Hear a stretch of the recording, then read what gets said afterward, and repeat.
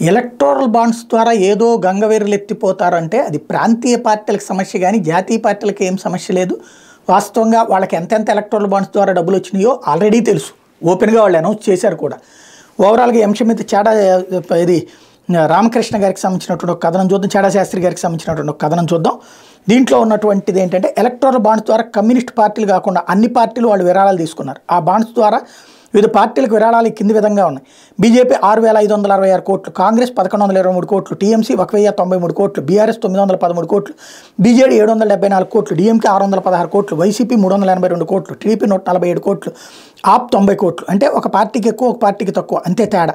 అయితే ఇదేదో ఒక బీజేపీ మాత్రమే బాండ్స్ ద్వారా విరాళాలు సేకరించినట్టు రేపు బాండ్ కొనుగోలుదారుల పేర్లు బయట పెడితే ఒక్క బీజేపీకి మాత్రమే ఏదో ఇరుకుని పడుతుంది అన్నట్టుగా బీజేపీ వ్యతిరేక పార్టీలు వాటి సానుభూతి పరులు ఆనందపడుతున్నారు. కానీ అది నిజం కాదు.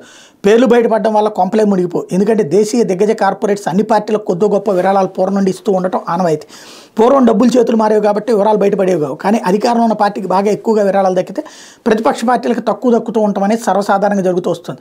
ఇప్పుడు కూడా బాండ్ వివరాలు బయటికి రావడం ద్వారా అంతే జరుగుతుంది. విరాళాలు తీసుకున్న కంపెనీలకు కేంద్ర బీజేపీ ప్రభుత్వం సాయం చేసిందని బీజేపీ మీద విపక్షాలు ఆరోపణలు చేస్తే ప్రస్తుతం రాష్ట్రాల అధికారంలో ఉన్న Congress, TMC, DMK, BRS, BJD ఆ పార్టీల రాష్ట్ర ప్రభుత్వ విరాళాలు తీసుకున్న వాళ్ళకి సాయం చేశాయని బీజేపీ తిరిగి ఆరోపిస్తుంది. అంటే ఎన్నికల ముందు ఓ 10 రోజులు ఒకరి మీద ఒకరు బురద జల్లుకునేందుకు తప్ప ఈ బాండు కొన్నవారి పేర్లు, తీసుకున్న పార్టీల పేర్లు బయటికి రావడం వల్ల ప్రజలకు పైసా ఉపయోగం ఉండదు. ఇలా తమ కంపెనీల పేర్లు బయటకు వస్తే ఎందుకు వచ్చి నీ తలనొప్పి అని వచ్చేసారి నుండి రాజకీయ పార్టీలకు విరాళాలు ఇద్దాం అనుకునే కంపెనీలు లేదా వ్యక్తులు శుభ్రంగా గతంలోలాగా బ్లాక్ మనీ ఇచ్చేస్తే నిబ్బరంగా ఉంటారు. అంటే సుప్రీంకోర్టు తీర్పు పరోక్షంగా వ్యవస్థలో బ్లాక్ మనీ ప్రోత్సహించేలాగా ఉంది. భవిష్యత్తులో అదే జరుగుతుంది. అయితే ఇక్కడ మనం గమనించాల్సిన విషయం ఏంటంటే పార్లమెంటు చట్టాలను ప్రజలు ఎంతవరకు విశ్వసించవచ్చు అనేది ప్రాథమిక ప్రశ్న వస్తుంది. ఎందుకంటే బాండు కొనుగోలుదారుల పేర్లు బయటపెట్టడం అంటే బాండు కొనుగోలుదారులకు అన్ని రాజకీయ పార్టీలు కలిసి పార్లమెంటు ద్వారా చట్ట ప్రకారం ఇచ్చిన హామీని ఉల్లంఘించడం. పూర్వం నల్లధనం బయటపెట్టడం కోసం వాలంటీ డిస్క్లోజర్ స్కీములు బోలెడు సార్లు పెట్టారు.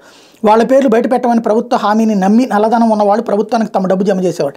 ఆ వివరాలు గోప్యంగా ఉంచడానికి కుదరదు. ప్రజలకు ఆ వివరాలు తెలియాలని ఏనాడు ఏ పిల్లు ఎవడూ వేయలేదు.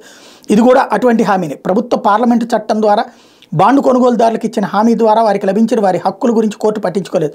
మా పేర్లు బయటపడవనే పార్లమెంట్ హామీని నమ్మి మేము బాండ్స్ కొనుగోలు చేసాం. ఇప్పుడు మా పేర్లు బయటపడితే దానివల్ల భవిష్యత్తులో వేరే పార్టీల వలన ప్రభుత్వాలు ఏర్పడి మా మీద కక్ష సాధింపు చర్యలు చేపడితే మాకు రక్షణ ఏదని బాండు కొనుగోలుదారులు కోర్టుకు వెళ్ళొచ్చు అని అనిపిస్తోందని చెప్తున్నారు చాడా శాస్త్రి గారు.